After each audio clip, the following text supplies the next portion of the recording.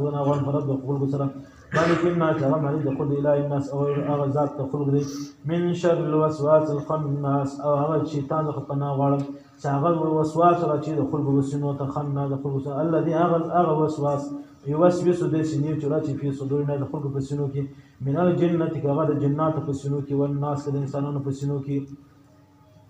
دغه وسورتونه هغه ټیم را نازل شول چې په نبی علیه الصلاة والسلام باندې جادوګران را ټول سول په اتفاق سره بیا په نبی علیه الصلاة والسلام باندې جادو نبی علیه الصلاة والسلام ډېر زیات بیمار شول په کور کې پروت دی دوی فرشتې راغلي یو نبی علیه السلام سر مبارک ته ولاړ دی یو پښو مبارک ته ولاړ د پښو والا سوال کوي د سر والا جواب کوي د پښو والا وایي ای انسانه ته څوک یې او ورته زه د الله لقدر الله جل وایي دا پروت څوک دی وایي دا د الله رسول دی زه حفاظت ته ولاړ وایي ولې پروت دی دا رقم پروت دی چې ډېر زیات